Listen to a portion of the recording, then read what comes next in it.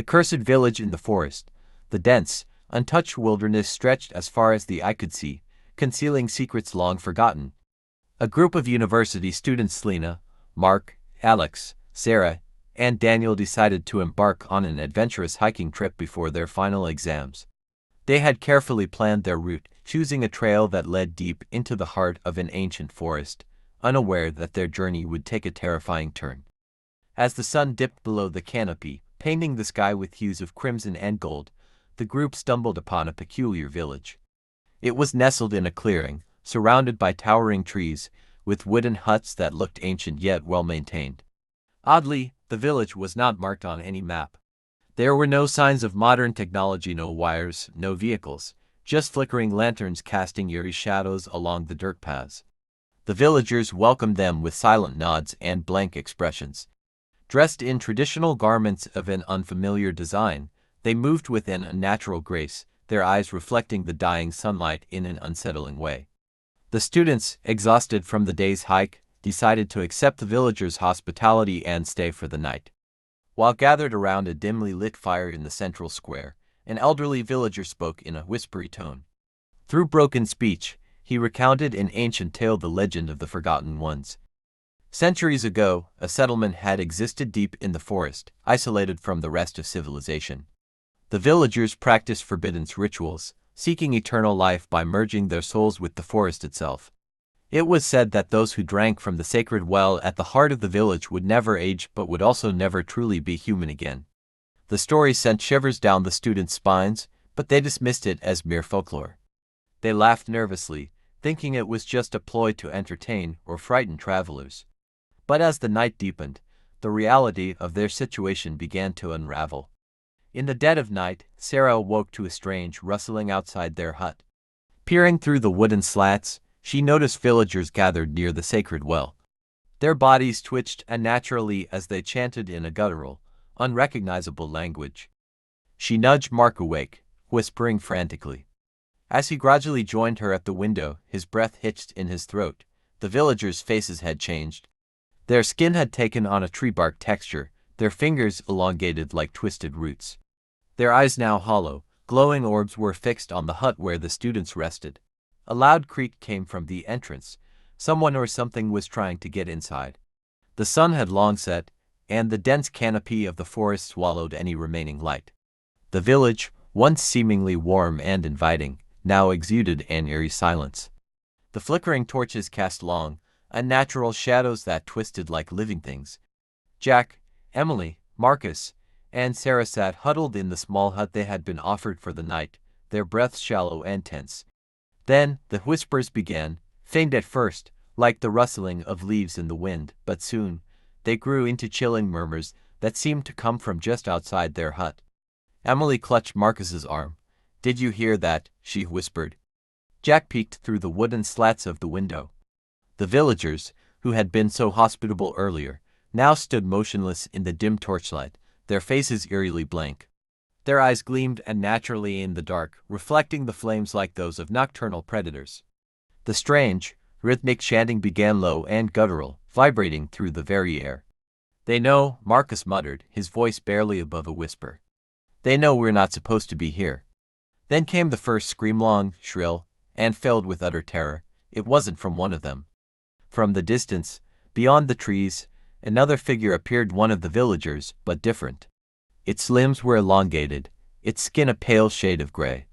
Its mouth stretched into an unnatural grin, revealing rows of jagged, needle-like teeth.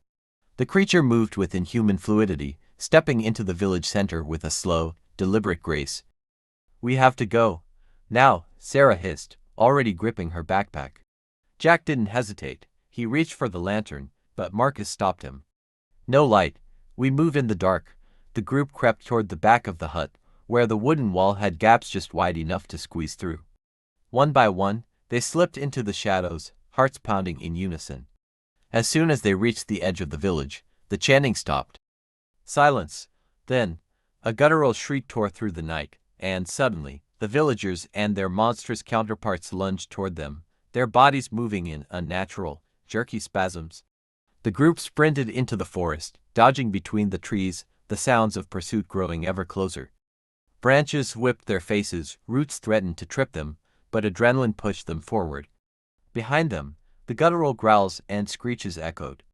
A quick glance back showed figures leaping through the trees, their bodies bending and twisting at impossible angles. Up ahead, a small clearing opened. A single stone archway stood in its center, covered in strange carvings. "There," Emily shouted. "Maybe it leads back to the trail." With no other choice, they ran through it. The moment they crossed, an intense pressure squeezed their bodies. The howls and shrieks behind them stopped abruptly, replaced by an unnatural stillness. When they turned around, the village was gone. The forest was quiet, undisturbed, as if it had never been there. The four stood there, panting, their bodies trembling. They had escaped. But as they looked down at their arms, their skin bore strange, faintly glowing symbols. A mark. Something had followed them back. The night deepened as Alex, Mia, Jake, and Emily ran through the dense forest, their breath ragged, their hearts pounding in terror. The eerie glow of the village behind them flickered like dying embers, casting long, distorted shadows against the towering trees. The inhuman villagers were in pursuit, their twisted forms moving unnaturally fast through the underbrush. "Keep running, don't look back," Alex shouted, gripping Mia's wrist as they stumbled over tangled roots. Jake, limping from a twisted ankle, struggled to keep pace. Suddenly, the deafening silence of the forest was broken by an unearthly shriek. The trees seemed to tremble as the sound reverberated through the air. Emily screamed as shadowy hands reached out from the darkness, snatching at her clothes. She thrashed wildly, managing to break free, but not before catching a glimpse of their pursuers' elongated figures with hollow eyes and mouths that stretched to wide, revealing rows of jagged teeth. They finally burst into a small clearing where the remnants of an old shrine stood, covered in thick vines. In the moonlight, an ancient stone tablet lay cracked at its base, inscribed with symbols resembling the ones they had seen in the village. Mia, out of breath, knelt beside it, her fingers tracing the faded markings. This is a warding stone," she whispered. "It was meant to keep something trapped here. Then we need to fix it." Jake gasped, wincing from his injured leg. Emily turned pale. "You don't understand, we're the ones who broke the barrier when we entered the village. We let them out." A sudden rustling made them all turn. The villagers had surrounded them, their hollow eyes glowing with malevolent intent. Their leader, an impossibly tall figure with a distorted face, stepped forward. "You trespassed upon our land, you released us now, you must stay forever." The ground beneath them trembled as dark mist slithered from the broken tablet. The air grew thick with whispers, voices from the past warning them of their fate. Alex, in a desperate move, grabbed the shattered pieces of the stone and tried to fit them together. "Help me," he yelled. The others scrambled to assist, their hands shaking as the creatures closed in. The moment the last piece was placed, a blinding light erupted from the tablet. A shockwave blasted outward, sending the villagers reeling back, their anguished wails echoing through the forest. One by one, they dissolved into the mist, vanishing into the shadows of the trees. Silence fell once more. The air, once suffocating, felt lighter. The oppressive darkness that loomed over them seemed to lift. "Is it over?" Emily whispered. The shrine remained quiet, its purpose fulfilled. The group, shaken and exhausted, stumbled away from the clearing.